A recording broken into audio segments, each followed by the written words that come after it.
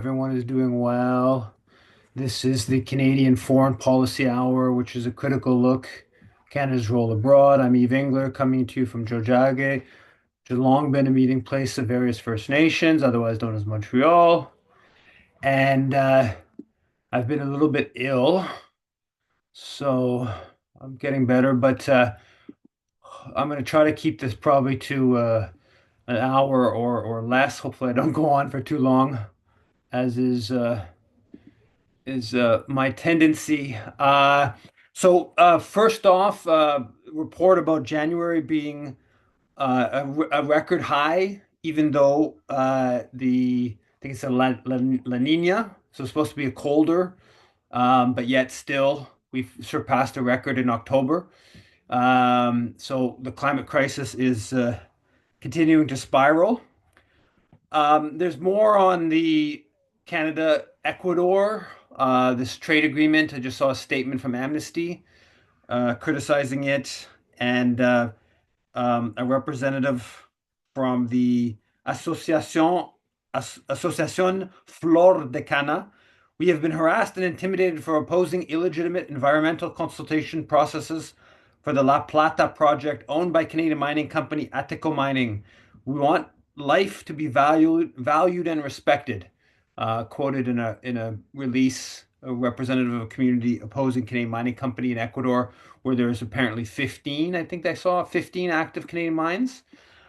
Um, and the opposition to the trade agreement is heavily structured around opposition to the investment accord that's included in it. There's apparently a new contingent of Kenyan police in Haiti as part of this mission there. I saw a story, I think it was in the like Atlantic, is headlined Kenyan police in Haiti. I don't think it was maybe not the Atlantic. Anyways, I forget the American outlet, but Kenyan police in Haiti revitalizing diaspora engagement, expanding the role of women, and re-examining the responsibility to protect. So this notion, this notion that African diaspora politics are being played out by sending Kenyan troops to Haiti is, it's remarkable. It's remarkable the use of like Pan-Africanism to advance uh,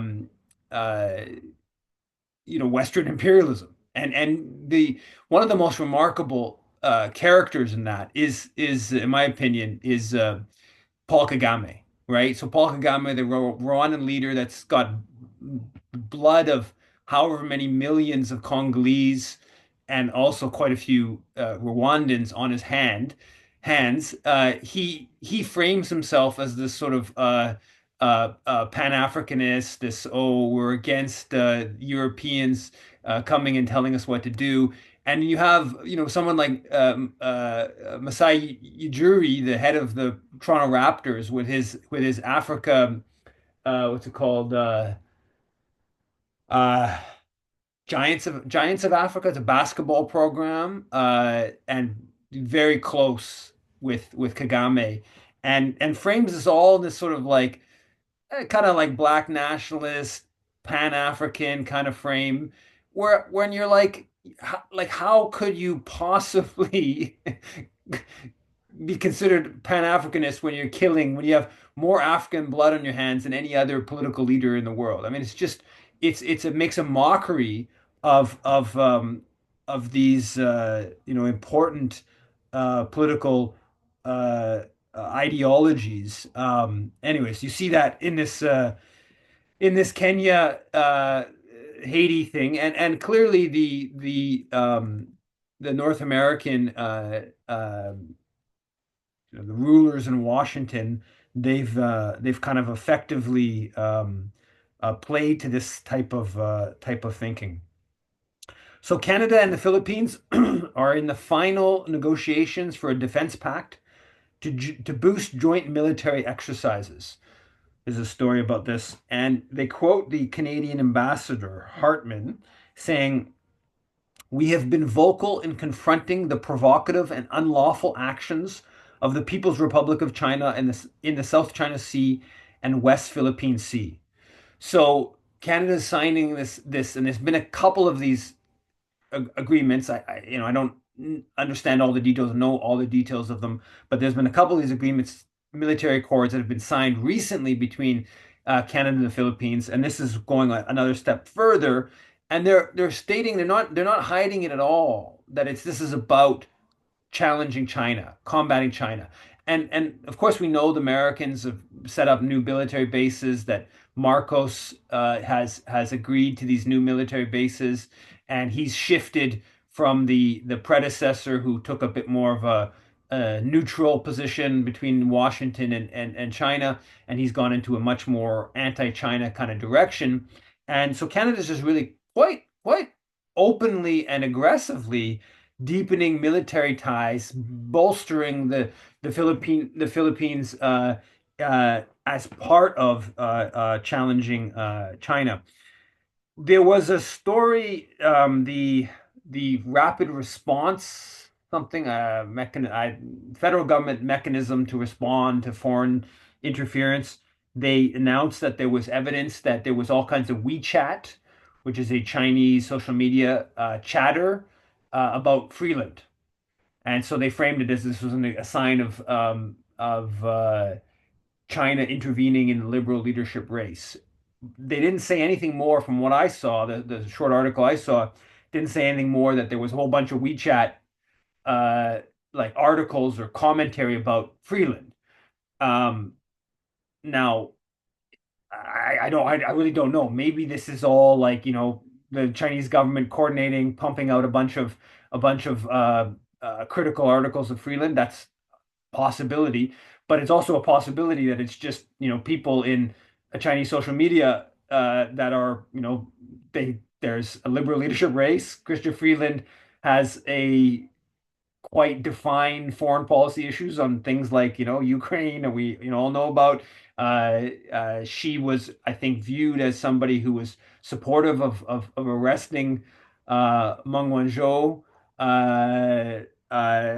So anyways, but Freeland, of course, put out a statement. She's going to stand up. She won't be intimidated by China and their interference. Um, today, today's Globe has a story about the conservatives are pledging an Arctic military base and naval icebreakers. Apparently, they made some sort of announcement about that today, according to this Globe story. They were going to announce it today, and they in this thing also say it's basically a response, in large part, a response to China, and China seeing itself as what's it called, a near Arctic country. I think they're saying that China's defining itself as. Um, and obviously there's a Russia is the other side to it. Um, the Arctic question is one I want to look more closely into. My sense is this is all, the notion of Russia coming across and taking Canadian territory or China. It's just this is fanciful. There is some, if climate change accelerates even more, which I think is actually likely, I think there is some, period down the road, 100 years from now, where the ability to cross would get greater, and this would become, uh, uh, a theoretical kind of possibility. But in the here and now, the notion of Russia or China sort of taking Canadian territory in the north is very much out there. So what the conservatives are saying, they're going to set up a base in Iqaluit, um, and Canada right now doesn't have a formal base. There's the Rangers, and then there's NORAD. Um, I think they refer to them as stations of some sort, and so going to set up some sort of formal base. But my understanding is that the notion that this is like a plausible scenario of Russia or China taking Canadian territory in the north is very fanciful. And quite honestly, like if the climate change is such that makes it more realistic, we're going to have other security threats, right? They're much greater security threats than that question. Um, But this is the times that we are in. We are in a time where it's across the board more military spending, the and more. So according to a Financial Times story, Europe and Canada boosted defense spending by 20% in 2024. So the other non-US NATO members, 20% increase in 2024. So it's working, right? Like it is working. They have put us on a path of this increased military spending, and it is the NATO alliance. It's going. Freeland announced that she would get to 2% of GDP by 2027, so 2 years from now, which is a radical increase, which is not even, my understanding, it's not even like a sensible strategy from the Canadian military's perspective to bring in that much money that quickly. It's not really realistic. Like you start looking at, okay, well, they want to build all this new housing to offer to recruit more people. Well, it's going to take a certain amount of time to build all the housing. It's going to take a certain amount of time to recruit the people, etc. New equipment, all these things it takes time. And so to just give them another $20 billion tomorrow, it's not this. I mean, they could just, increase everyone's salary by, and I think they are planning on doing that. One of the suggestions is increasing salaries, but it's not, it's difficult for an institution to handle that level of increased resources in such short period of time. I believe uh, Karina Gould, yeah, Karina Gould, the other Liberal candidate, she's also said the 2% by 2027, and Mark Carney came out saying 2030 he get to 2% by 2030, which I think is, even that would be very difficult to pull off. Um, the Bill Blair said Canada wants to join ballistic missile defense because Trump has got a strategy of like an Iron Dome, a U.S. Iron Dome kind of system that he's talking about, and and so this is Blair kind of said that a while ago, but he's kind of been more firm on that. That was, of course, a very controversial issue in 2005, 2006, where the reaction prompted the Paul Martin government, the backlash prompted the Paul Martin government to back off. It's, I think my understanding is complicated. Richard Sanders wrote some stuff that actually Canada gave the U.S. most of what they wanted through NORAD around ballistic missile defense, but didn't formally join. I'm not totally clear on all those how it all works. But uh, again, whole series of stories all over, like the Journal de Montréal about increasing military spending. Front page, Saturday's Journal de Montréal. Où est notre armée? Where is our military? And it looks at these questions of military, how much we have military, a little bit about where they are, and globally about being set up in Latvia. Uh, uh, Apparently, Swedish troops are now joining Canada's troops in Latvia as part of the NATO mission there. There's a piece in Le Devoir, which has a bunch of a series of pieces, but a number of things that are kind of interesting. One, it has the head of Unifor Quebec, the Unifor, the union. I actually worked for that union, the merger of CAW and CEP. I worked for the CEP for a while, and then got pushed out of when it became Unifor. But it says the head of Unifor says, in, I'm translating here. We don't in Canada have a global player in the industry, arms industry. Um, but we have an enormous number of subcontractors and players that could be global class of players if we supported them a bit. I'm not saying not saying directly of financial aid, but accompaniment. Um, these players could they could get past the level and become global arms companies. So here you have the head of the union, Unifor. like basically bemoaning that we don't have any global military firms, which is not exactly correct. CAE is a global. I mean, it's the top of the flight simulation. It does huge amounts of flight simulation for the U.S. military and has very big operations, bunch of spots in the U.S. And then it has, in the Middle East and Europe. It actually is, my understanding, it's if it's not the top flight simulation uh, company in the world, it's right up there. Um, so that's not exactly true, but the broader point is probably true in that the much of Canada's arms industry are General Dynamics Canada, Lockheed Martin Canada, Boeing Canada, etc. And and those are branch plants. They do operate. They don't exactly operate as branch plants per se, in the sense that they do lots of exporting from Canada, and they do lots of mostly here in Quebec, and they do lots of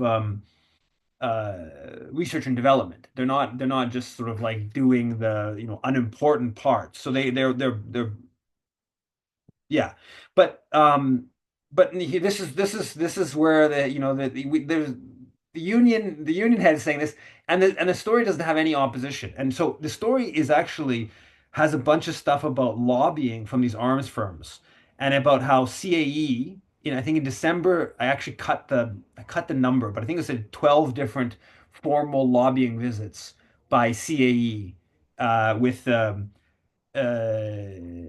deputy MPs, ambassadors, um, Minister Bill Blair, and François-Philippe Champagne, CAE, according to the lobby register in the Le Devoir article. Also, they say Bombardier had 11 active lobbying uh, uh, in a lobby registry for on defense issues as well in 1 month. They said, I think in December.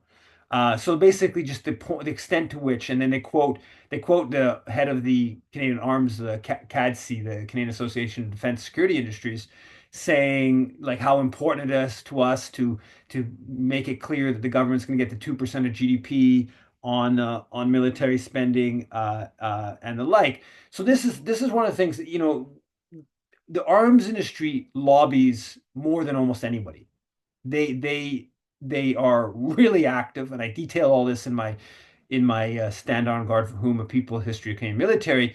But they have all these different. They hire former military, former generals after they retire. They have all these different firms. Most of them have offices really close to Parliament Hill, right? They almost all have offices in Ottawa, right? And that's obviously they're not actually making stuff there. It's just really basically lobbying offices. And so they are, and for good reason, right? Because they are dependent on government contracts, right? And so that's how they get their thing. And then they're also, in a more political sense, they are lobbying for increased military, government spending on military, so there's more possibility for contracts. This week, the head of the Canadian Chief of the Defense Staff, Janine Kerrigan, I think I should have her name now. I haven't memorized her name yet, but so she's the new Chief of Defense Staff. She was speaking here in at the Montreal Council of Foreign Relations. So I went towards the basically at the end when I thought it would be done, and I it ended up being in this upstairs of this hotel where it was like there's only this happening on that floor. So I get up the stairs, the security guard comes up to me right away, and I just asked me what are you looking for? And I say the washroom, which I obviously didn't come up to the far away place for the washroom. Anyways, I go hang out in the washroom for quite a while. I hear a bunch of noise, come out, and lo and behold, when I come out, the media is just going into this press conference room that's right next to where the main hall where her talk was happening. So I walk into the press conference room, looking good here. The security agent comes over who had seen me previously with the press person for the Kerrigan or the chief defense staff, and they he's I say, yeah, I'm with Canadian Dimension. He's fine. The press person doesn't know who I am, so he's fine with it. That sounds good, right? The security person, she's not totally sure. Anyway, she goes, leaves, she comes back with another security person, unfortunately, who I do recognize, and he recognizes me. And if I just would have played it a little bit longer, if I just would have, I should have taken my jacket off, so I had more things to do to leave. Anyways, as I'm leaving, as he's forcing like four security forcing me out, she comes out. The chief of defense staff comes out. So I ask her if the Canadian military is an extension of the U.S. empire. What I'd planned to ask if I had actually time to ask a question in the press conference, which I was really curious to see how she responded to this. What I wanted to ask her about was about a week ago, she told her Wall that she didn't consider the U.S. annexation, Trump's annexation comments, a threat, but that North Korea, Iran, Russia, and China, like North Korea, Iran, or they're about to invade us, right? Those were the threats. Okay, so this is just it's comedy, right? To even claim, I mean, to claim Russia or China, is outlandish, but certainly North Korea and Iran is wildly outlandish stuff. Anyways, I wasn't able to ask the actual question, but I was able to ask the empire extension thing. And in this, and partly based upon I think last week's or the week before, I looked at her thing because the Tony Seed, who used to write for Shun Piking, I think he actually just passed away not long ago. He back in 2017, he says that every Canadian chief of the defense staff over the past 15 years, I think is what he says, has been, I forget the exact wording, has been vetted or trained in the US. And so they've either had gone to US training colleges or been part of that. There's that school in Texas. Anyways, so yes, lo and behold, of course, she as well. She went to the Kansas Military College, the United States Army Command and General Staff College in Kansas. So that's the norm, right? Like at all levels of the Canadian at all the senior people, if you move to the top, you basically, I don't know like how formalized it is. I don't think it is formalized, but it's just part of the process of moving up in that world is that you have like deep connections to the US military, and it's there's a probably an informal vetting element to in that sort of sense. Um, the the chief of NATO's chief says he's confident U.S.-Canada trade war wouldn't hurt allied solidarity. Uh, uh, and I think there's some interesting things going on here. There's some interesting dynamics. We're seeing, I think it's getting clearer and clearer. There's a piece in the Globe today talking about Vietnam War, talking about anti-American kind of, I think they mythologize a little bit about what actually happened, Canada's position on Vietnam, but there is this, the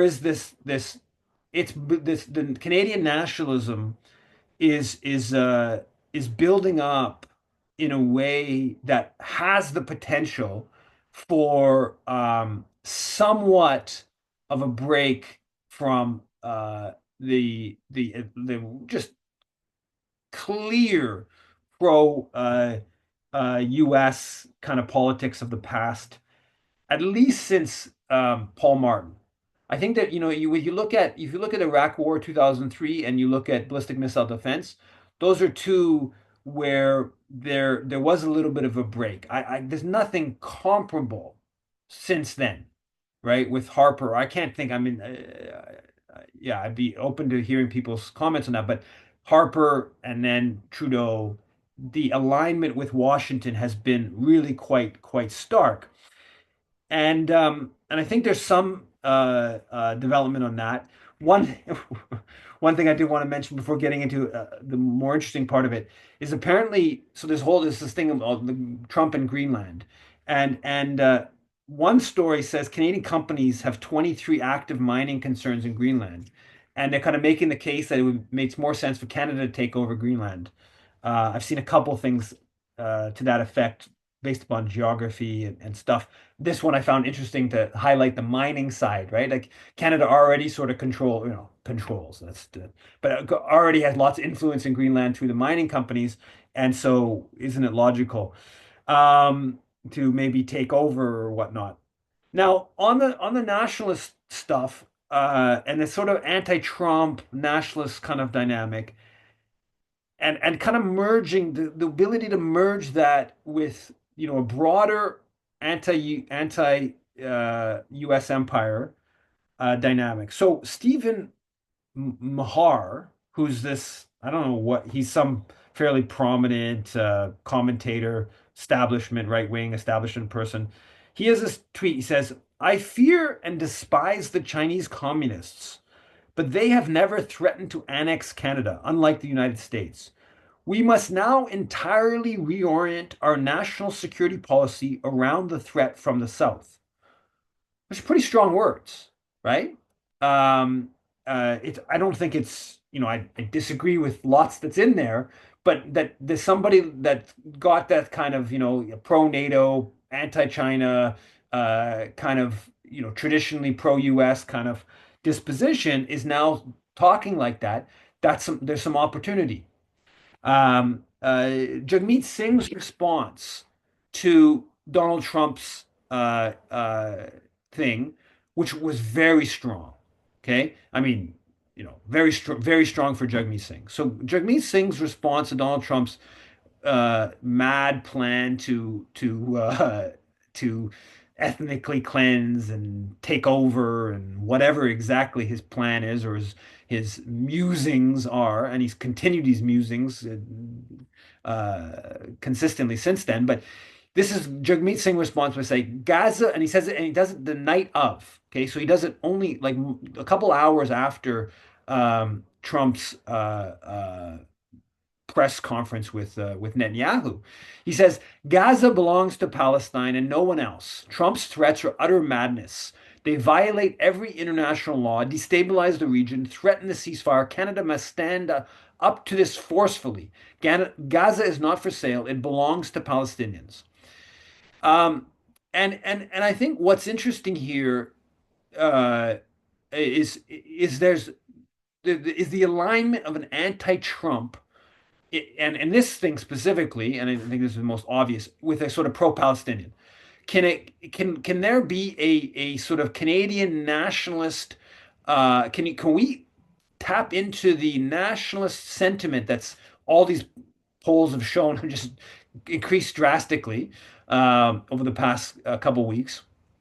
Um, can we tap into that nationalist sentiment to make it sort of, and Trump being so over the top in, insane, if you like, with his stuff on Gaza? Can we tap into that, turn that into a sort of a nationalist pro-Palestinianism?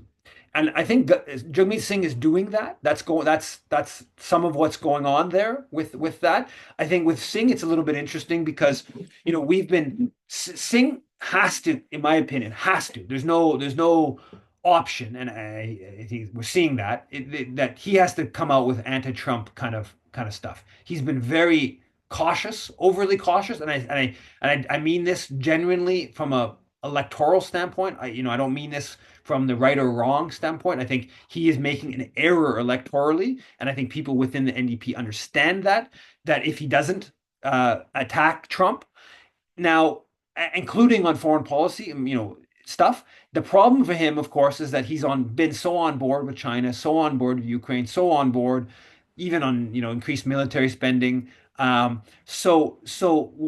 can he differentiate himself? Well, Palestine has become, I think, something where he has some sort of viewed as some credibility. It's not, a complete about turn to put out a statement like that about Trump and sort of played at anti-Trumpism. And I should also say that Jagmeet Singh's tweet got wide social media circulation, very wide social media, got picked up internationally. New York Times, Daily Mail. It didn't get picked up that much in Canada. La Presse, Le Devoir, but it got very wide, and it seemed to have posted it on his different platforms. I obviously saw it on Twitter, but then I also saw it on I think on Instagram. So I assume he posted it to all his platforms.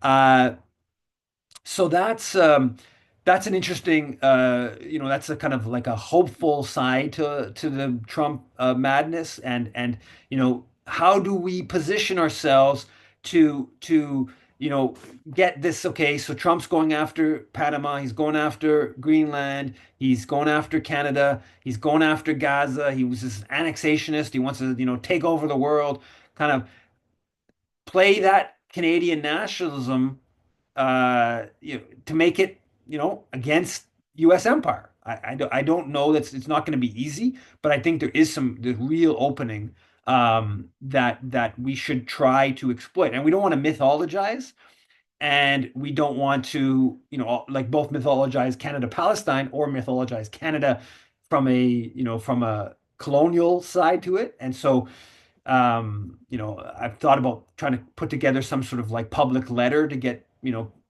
what could you get, like a Margaret Atwood, who has been very bad on most foreign policy issues and on Palestine, but has a big kind of Canadian nationalist element to her. Is there ability to get someone like a Margaret Atwood or a Maud Barlow, who, again, right, who've been not good on a bunch of these things, but now their sort of Canadian nationalism may trump sort of some of that, and yeah. Now on the Trump's comments on Gaza, and I think that the Trump comment, part of, I would say 10% of me appreciates Trump's comments, because he's actually just saying what Biden tried to do, right? Biden went to Egypt and tried to get Egypt to take in, basically ethnically cleanse Gaza. Okay. So Trump's saying that out loud. Now, I say now, the problem, I don't think it's a realistic plan, but the problem politically is that what it does is it really does bolster the Jewish Israeli sentiment, which is mostly supports this stuff, right? And they've supported it. They supported it previously, but now it's been sort of put out there, and that really bolsters the most hardline elements of Israel. And polls show that most Israelis, Jewish Israelis at least, not the Palestinian citizens, but most Jewish Israelis, they support this stuff. They want the ethnic cleansing of Gaza, and just literally just driving them all out. Um, Canada's reaction was not very good. Joly took very long to post a pretty bad statement. La Presse reported that they had got in touch with Joly's office like more than a week earlier. They'd asked to comment on the earlier Trump comments, slightly less crazy Trump comments, and about driving everyone out of Gaza. And she'd refused. There was no response. So it only after the ball got rolling after the press conference that there was any comment. So they were really trying not to say anything. Um, there's the Israeli defense minister was tasked with operationalizing Trump's comments, and they cited Canada as a place that could take Palestinians. CJPME put out a statement condemning that. On the CJA, and like the official Zionist groups, totally fascinated to see this official Zionist group. So CJA stays quiet on this question, but according to the Tyler Levitin, former IJV head, he says that two of their staff publicly supported it, two of their officials.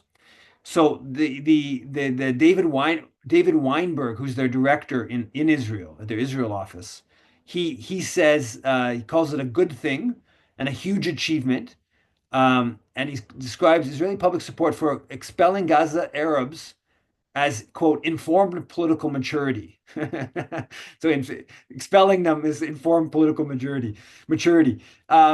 So you see this with someone like Jeremy Levy, okay, the mayor of Hampstead, total, fanatic. But he goes a step further, right? After 16 months of hearing free Palestine, President Trump finally, this is on Twitter, finally cracked the code. They meant free, comma, Palestine. Turns out all it took was a comma to turn a revolution into a clearance sale.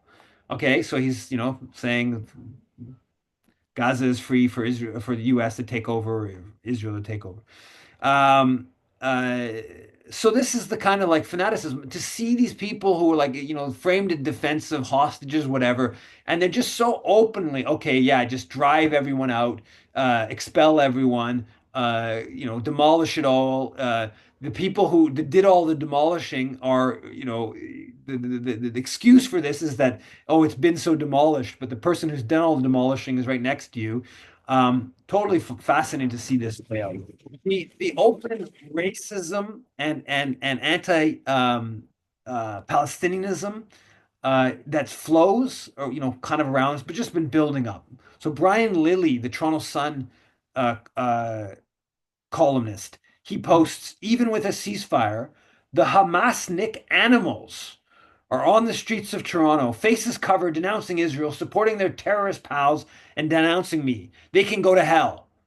Okay, there's another comment I didn't get the quote. Another one of these prominent people. Oh, a former Toronto Sun editor, the Sun News Network editor, who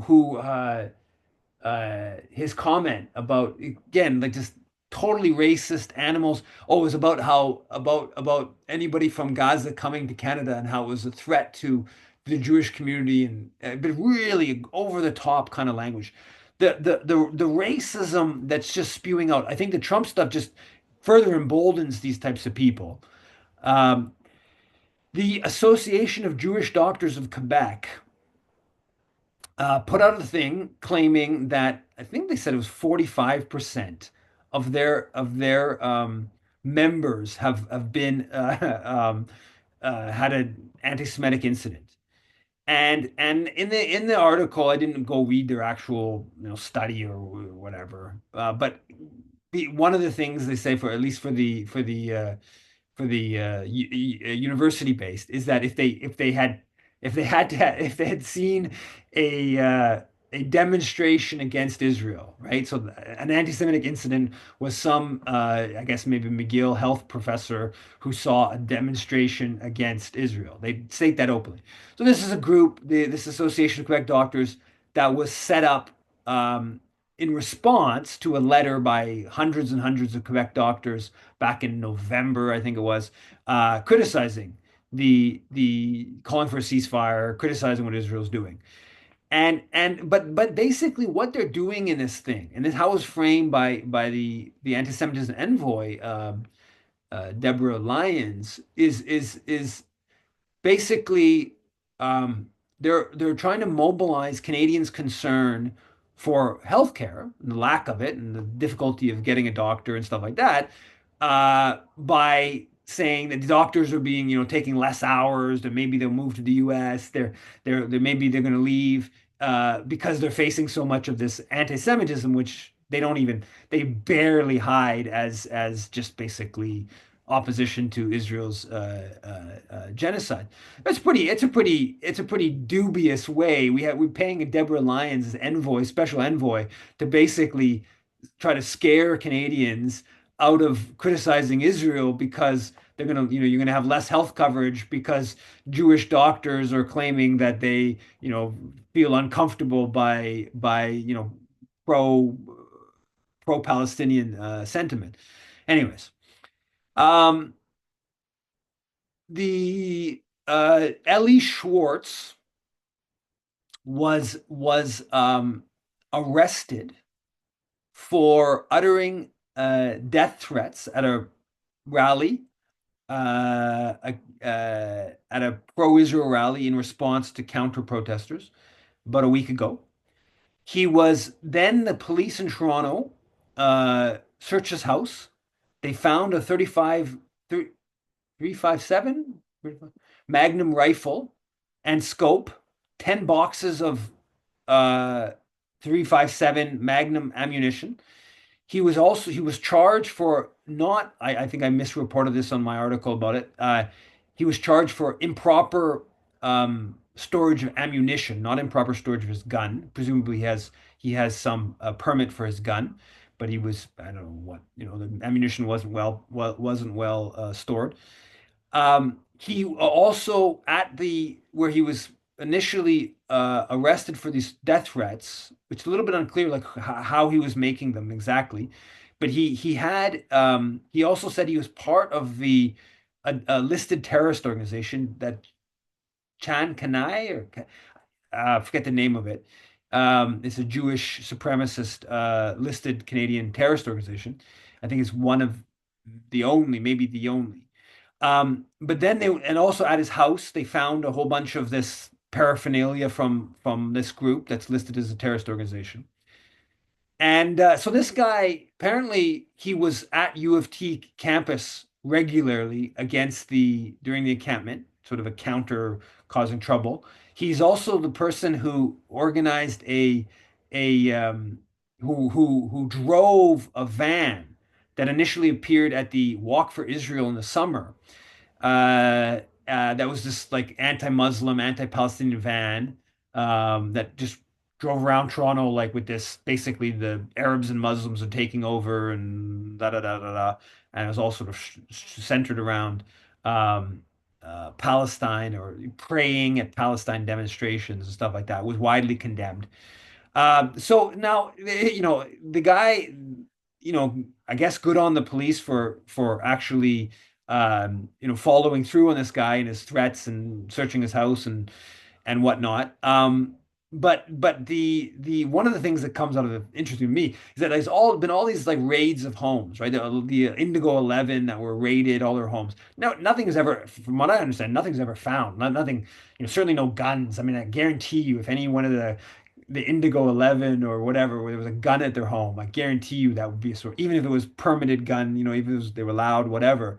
Um, uh, as far as I know, no like sort of listed terrorist organization material.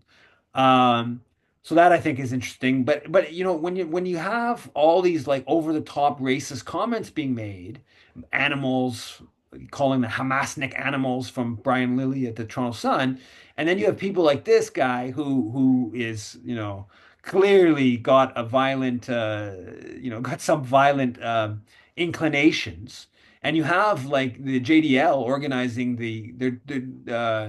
um, gun trainings, right? They're doing that in Toronto. Every Jew a 22 is the slogan.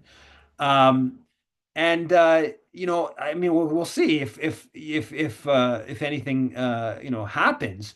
One people on the social media pointed out you should check this guy's gun for possibly having shot up at some of the Jewish schools that were widely cited as anti-Semitic incidents.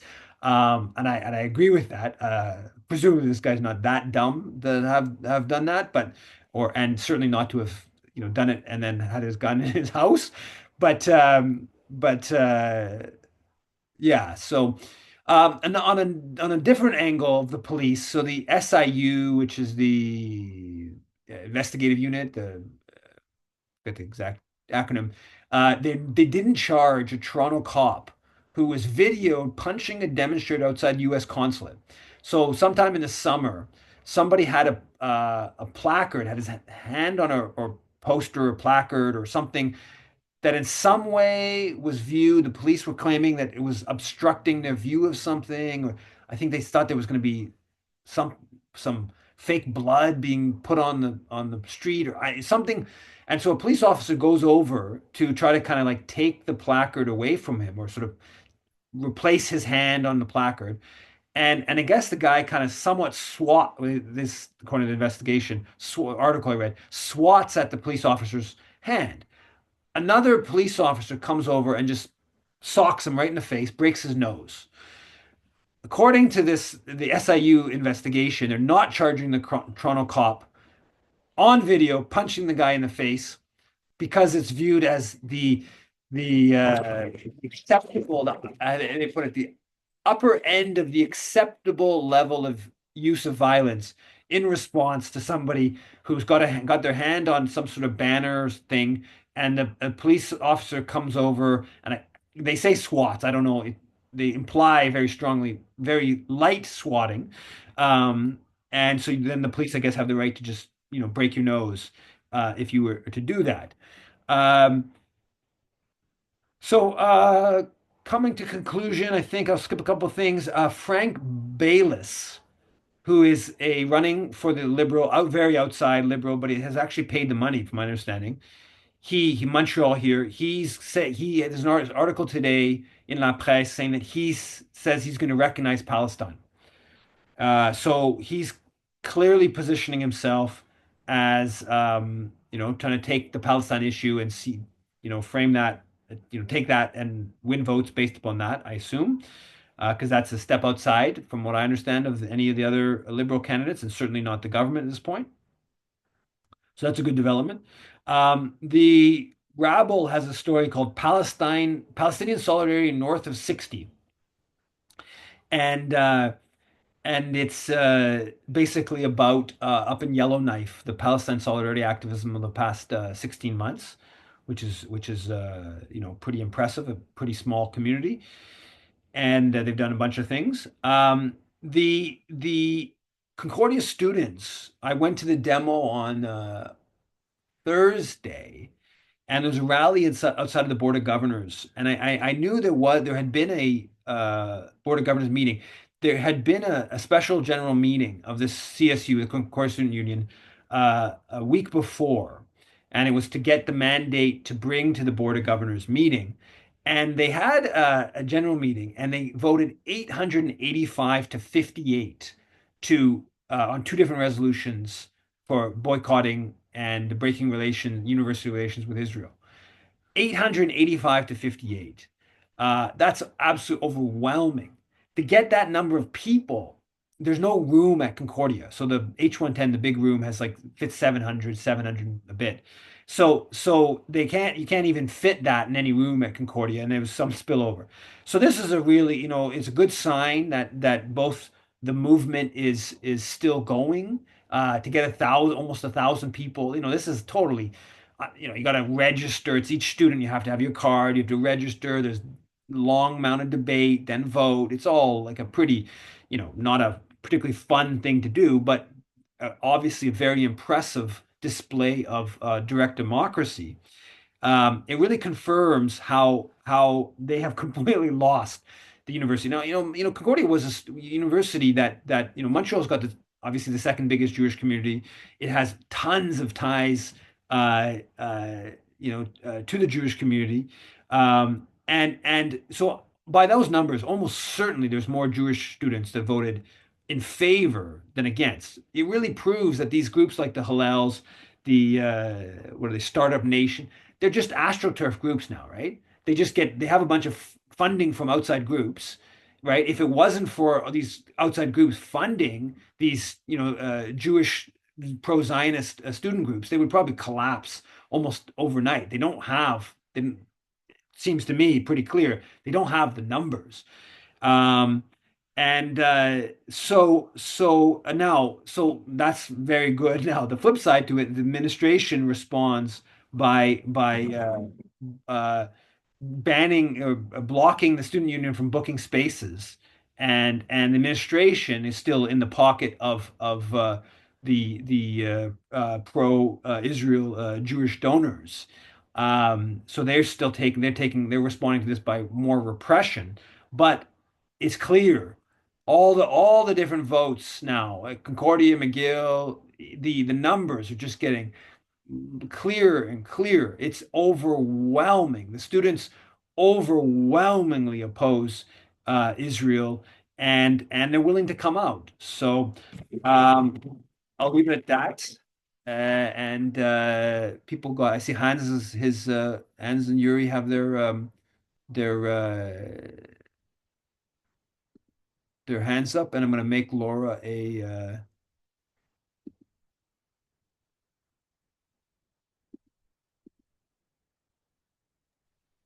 Go ahead, Hans. Hey, I got unmuted. Your comments in the middle of your session about Canadian nationalism, can it be playing a progressive role? They got my juices running because I experienced a similar debate among the left in the time of the waffle, in the wake of the Vietnam War emerging as a defeat for America. The Canadian politicians had to make a similar shift that you correctly say Jagmeet Singh had to make that shift. I also want to point out that Charlie Angus, along with John Cartwright, prominent labor figure, and Lagacé Dawson, launched what they call a pledge for Canada, engagement pour le Canada, an engagement in Quebec pour le Canada, which is a bit a paradox in itself. But what I would encourage, because I also on Friday night I went to a meeting of a spring with 120-something activists filling the gymnasium at one of the churches here at the Spadina subway station. A very dynamic gathering as far as the hard left is concerned. And the repeat speaker, kept denouncing left nationalism. In other words, that was a detour in the wrong direction. So my proposition to Bianca, your spouse, is that CFPI, Canadian Foreign Policy Institute, should launch a forum on this to have a broad discussion. Because I think there is a shift taking place.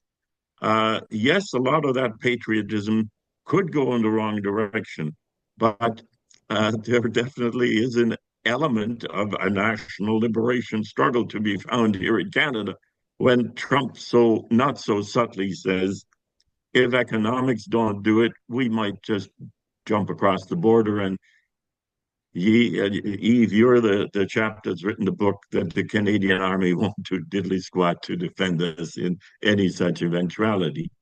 So I think that is the pertinent topic. I welcomed and I signed up to this Pledge for Canada. I've never really sung national anthems.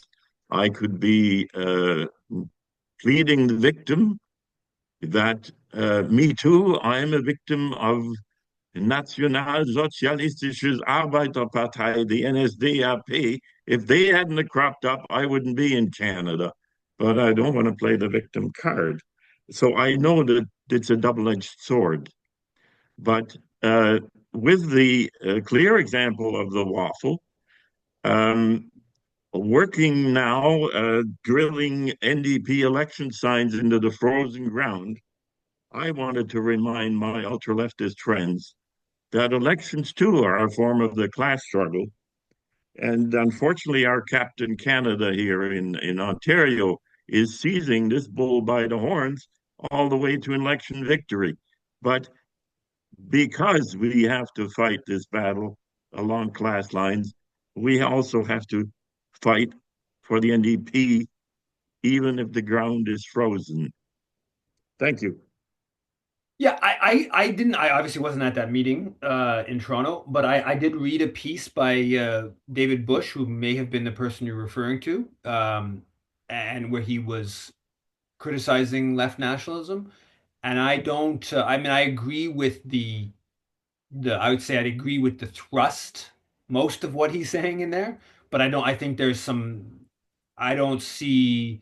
There's two things. First of all, his article and doesn't talk about Canadian foreign policy at all, which is I think missing a fair bit. Uh, and I don't see how you could claim that the Canada assisting the U.S. empire that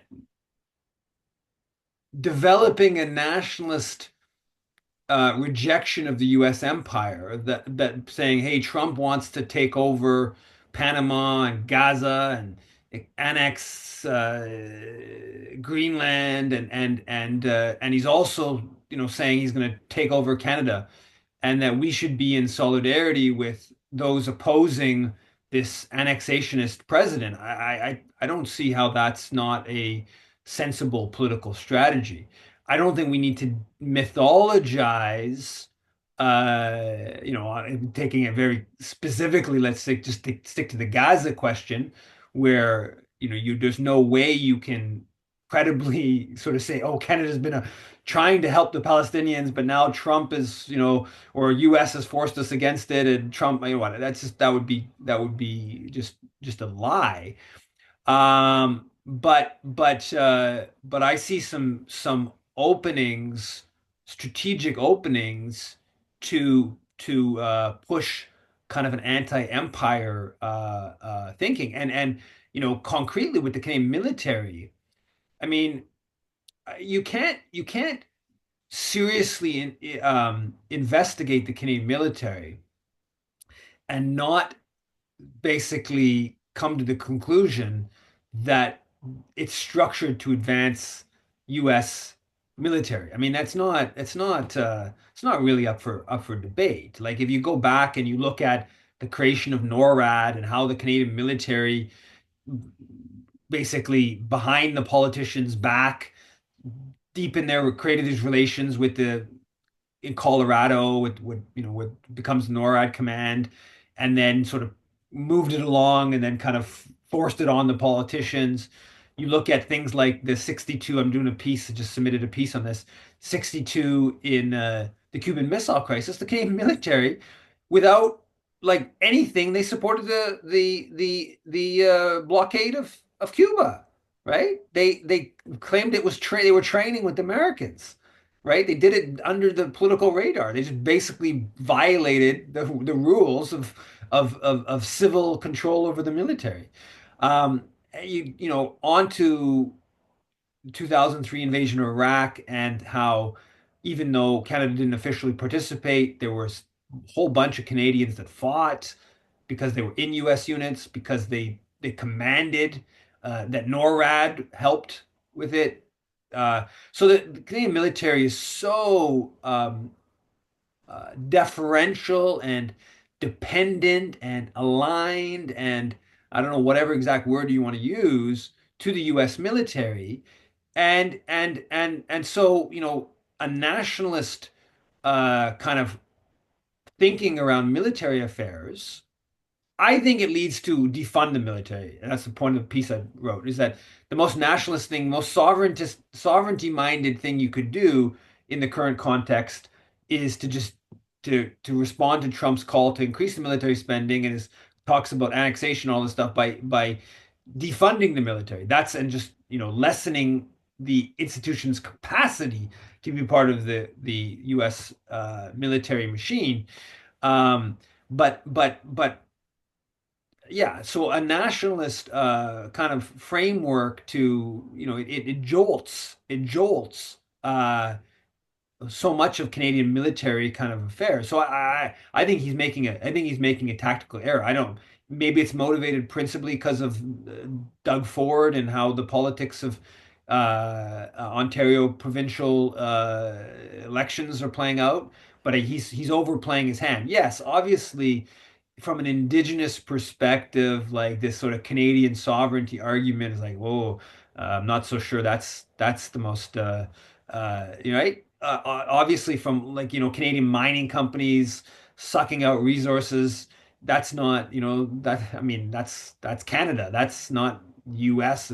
Canadian banks being major players. All kind. You go on and on, and obviously, the point he makes, I have, how does he frame it? I have more connection to was Smalls, the guy that involved in the Amazon organizing drive in New York area. I have more connection to Smalls than I do to the guy, the billionaire head of Loblaw's, whatever, any Canadian billionaire. Yeah, and I totally agree with that. We want to central, make working class solidarity, international working class solidarity, much more important than solidarity with Canadian billionaires or Canadian capitalists. So all those points I agree with, but I think it's a mistake to now that statement is very mediocre. I would say it's kind of bad. The statement from the Council of Canadians, John Cartwright, Council of Canadians and stuff. It's I mean, it's foreign policy stuff is just basically omitted, and the foreign policy language that is in there is left open to pretty stark interpretation that could be viewed as I have to get exact wording, but it could be viewed as sort of critical, and it could also be viewed as uh, something that yeah how sort of critical of Trump for not being aligned with NATO. The language is way too vague. So I thought of the idea of having a public letter that kind of drives. I haven't sat down to actually try to flush it out, so I had to do that. But that trying to basically makes the point of solidarity, right? Like if we're under this threat, this ugly American Trump is threatening to annex Canada. He's also threatening to annex Panama Canal and Greenland and Gaza. Like let's have a statement of sort of leftish world, nationalist world that like, we have to fight this, we have to oppose this movement, and we have to have some degree of solidarity, with the, on fighting this ugly American Trump's threats, right? I don't know if you get someone like a Maud Barlow who would sign that. I don't know if her nationalist kind of whatever would trump her geopolitical whatever, but yeah, that's kind of I think that we should be pushing that. And again, Charlie Angus's statement too. He had wrote an article. Charlie Angus was not a pro-Palestinian MP at all till recently, but he's got the article is pretty strong against Trump, right? There's some opening, like there's particularly again on the Palestine issue. But if we could, if you can frame the pro-Palestinian as Canadian nationalist, like it goes totally counter. Zionism has been part of Canadian nationalism effectively for 100 plus years. British, whatever, North American, Canadian nationalism. That's the reality. But if there's some opening to use this nationalist to bring that. I think there are ways, and again, I think we see it with Jagmeet's statement, and I think that if we're creative and and I agree with the idea of a forum and having more of these discussions. But yeah, I went on too long. Go ahead, Yuri. Sorry. So we have to start the neo waffle movement then. So, Yuri, could I interrupt Some you more just anti-imperialist. could I just interrupt for one half second? I'm late for Go another ahead. meeting, so I have to go. So I just wanted to let you know, Eve, that you've got Yuri, then Catherine Hughes, and Emily, and they're all unmuted. Awesome. Thanks. Okay, thanks. Bye. Uh, well, Eve, because I would love to hear Catherine and Emily's question. You can choose which one you want to answer, which is the following. Now, Canada, the Canadian media is known for being very much a heavily censored institution. And so the horrors of what Canada has done overseas has been heavily censored. Embedded journalism. I think Canada is actually, the model for embedded journalism way more than what the U.S. and the Brits did during the Iraq War.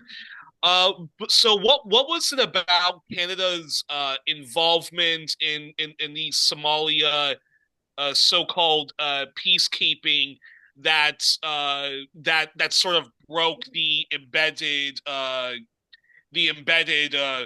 rule, and was Scott Taylor involved in exposing what the horrific war crimes Canada did in Somalia? And then my other question, although you can choose to skip it if you want, is it's Black History Month, and are you shocked given Canada's history of anti-Black racism and the many police brutality scandals of the last years, the mass demonstrations against police brutality, and the growing Black and Indigenous solidarity that two of Canada's most popular hip hop, R&B, techno artists, The Weeknd and the Drake, haven't spoken out against Canadian white supremacy or even propping up Black Lives Matter in Canada. I'm curious your response, but you can choose either one of the questions I since don't we know. still have Catherine. I don't know almost anything about what Drake or Weekend have said or not said. My very superficial impression is that they are totally absorbed in the capitalist, you know, media kind of whatever world. But yeah, I don't know much more about that. With regards to Somalia.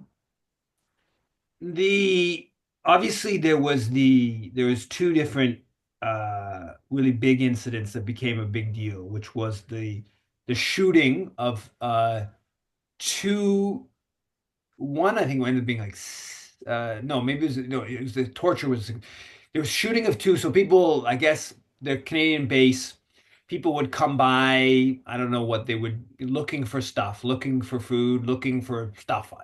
The idea was that there was some theft that had happened previously. I don't know if that's exactly true. That's, believable to me. And basically, some people came by and they just shot him. They just like they as they were running away, the Canadian forces shot and they kill two or they killed one and seriously injured the other. So that was one incident. Another incident, which in some ways, well, it was even worse, was the torture. And on the base, Sharon, forget the last name, but I think he was 16 even.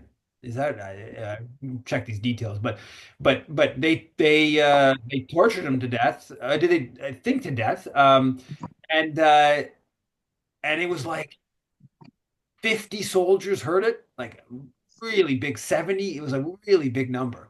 So I don't think it was like it was a fairly small number that were involved in it, but it was like widely known on the base.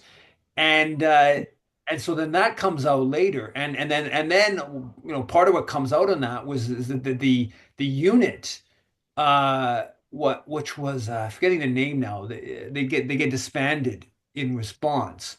There was kind of like it was kind of like it wasn't a special forces as understood today, but it was kind of like going in that direction. It was like a bit more of an elite, and they were like they were like Nazi video, right? That comes out with their training and all kinds of horrible training stuff, and some of them were like open neo-Nazis and stuff like that. Um, Oh, wow.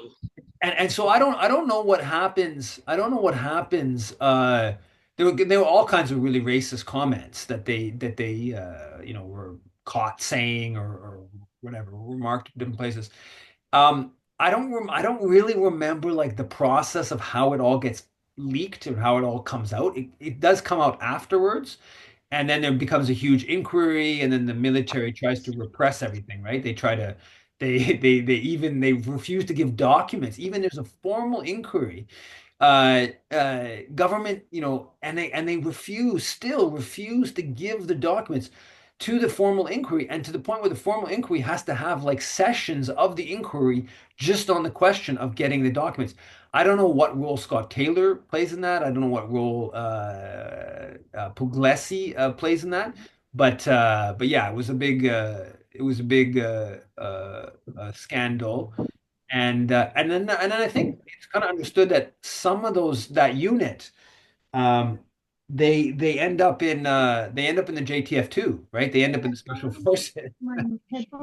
But yeah, so go ahead, Catherine. Unmuted. Yeah. Lisa. Uh-oh. I'm not hearing. Uh-oh. I might be. Am I losing you? Catherine. No, we can hear you. Okay, sorry. I was just wondering if others had heard the news that Hamas had said they were pausing hostage prisoner release because Israel was breaking the ceasefire and had been attacking Palestinians, which I have been hearing that from Electronic Intifada and Democracy Now, but not on Canadian media. Yeah, well, I saw. And then this evening. Sorry, go ahead. Israel also said that Hamas was breaking the ceasefire conditions, and it just sounds very ominous to me. Yeah, and one other thing that's related, but not exactly on the same story, is that with your letter that you're talking about writing about nationalism and Gaza and Trump's ethnic cleansing plans. Francesca Albanese had a really great response and said that if we should give the U.S. what it wants, isolation. It's the Al Jazeera article about world leaders' response to Trump's plans.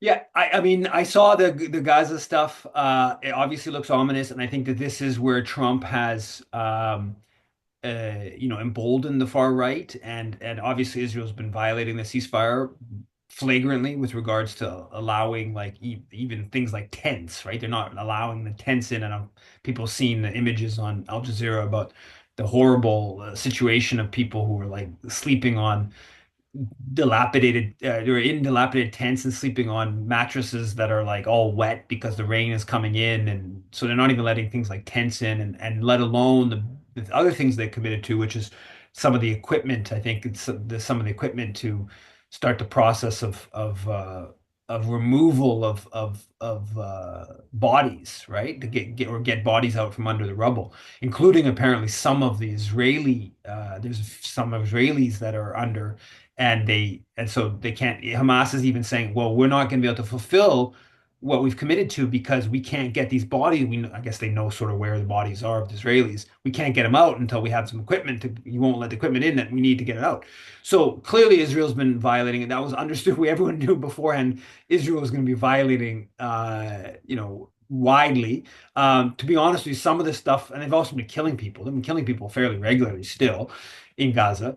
Honestly, quite honestly, I don't know that they've been violating it.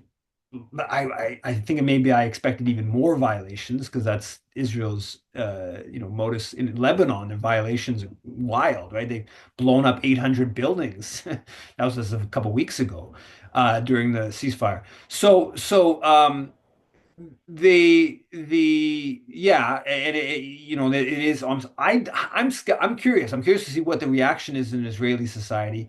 I would be if Netanyahu is able to restart this even before the end of the first round, where these more of these Israeli captives, I would consider that pretty remarkable. With all the images coming out, with all the sort of yeah, that likelihood seems to be going up. But clearly Hamas is making the calculation that they better, because Israel's not negotiating for the second round. They're supposed to have started the negotiation for the second round, and Netanyahu sent like the lowest level delegation to Qatar for doesn't really have any power to do any of the negotiation. So basically Israel's communicating to Hamas, we're not going to follow through in the second round. And so Hamas is, understandably saying, well, you're not even fulfilling the first round and you're setting up not to do, not to actually pursue the second round.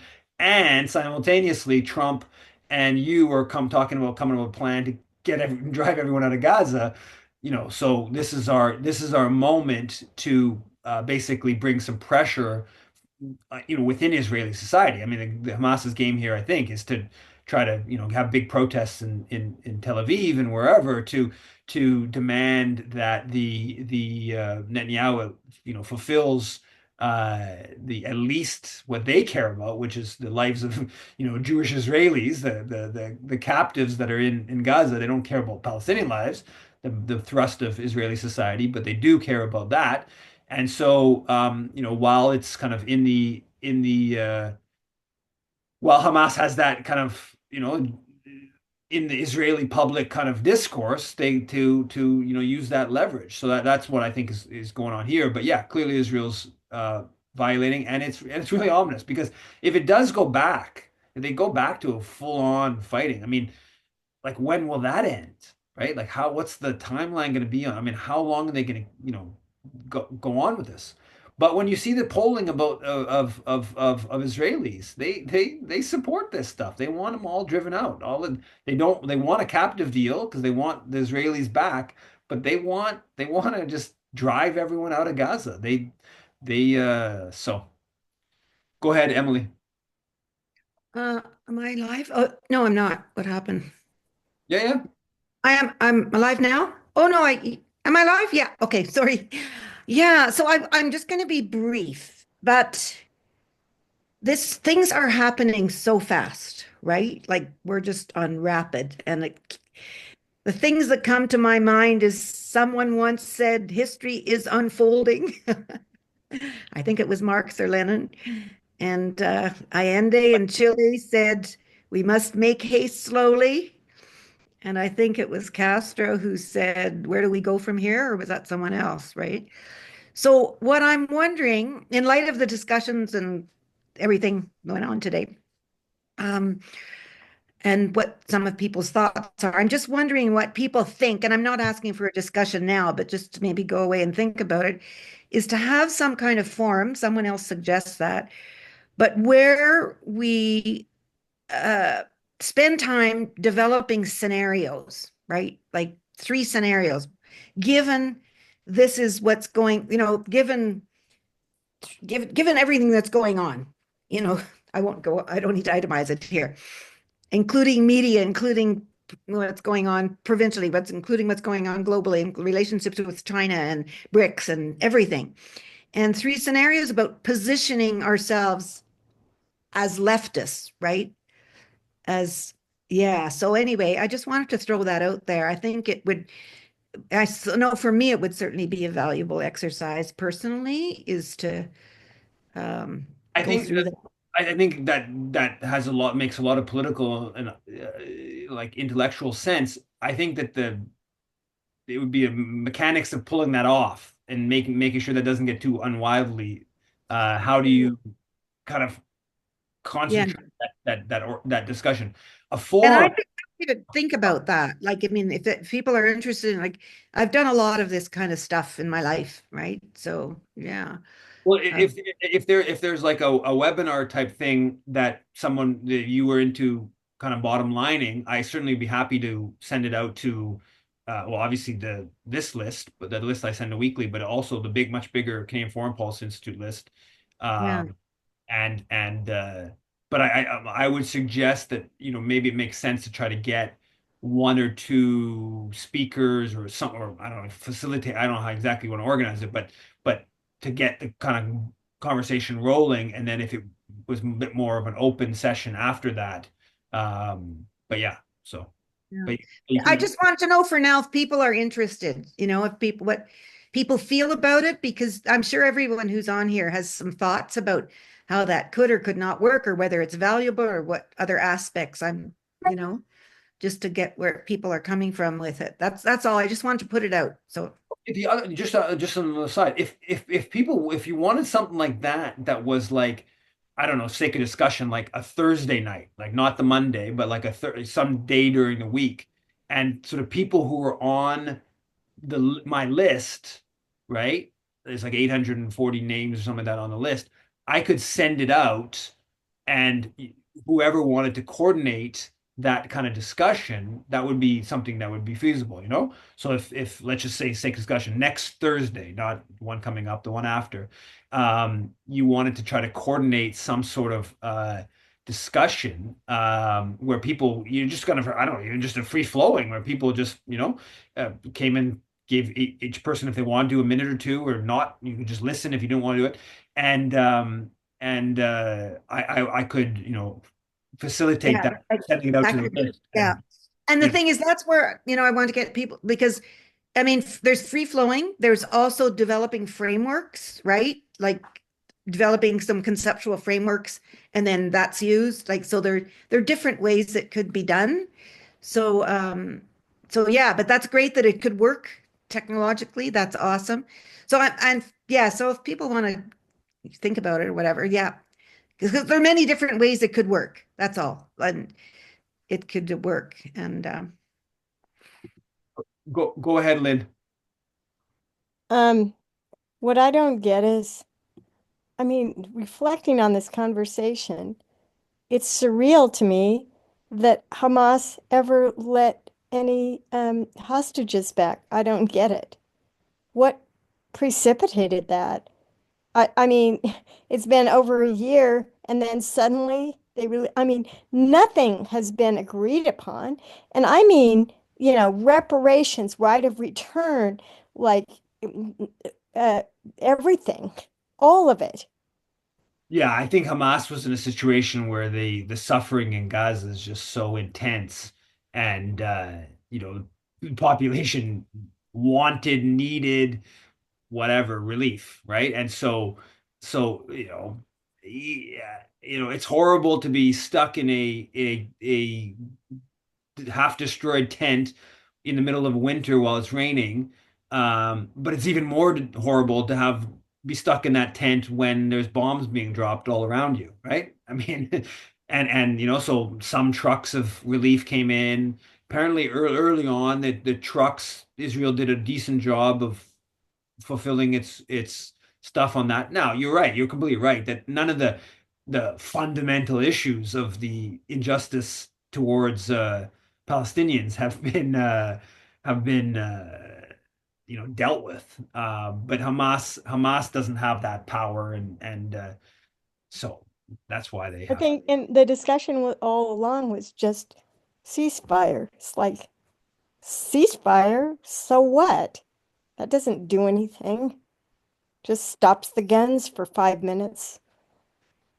Yeah, well, I mean that's an interesting question. I mean, kind of thinking of that medium long term, that like if Hamas can still be standing, if resistance can still be standing after all of the everything that Israel's thrown at it, and they weren't able to get the captives, like what's the role of October 7th in the Israeli psyche, right? Does how much has that destabilized this sense of we're invincible and we get to met out all the violence, and you just accept it and you just take it.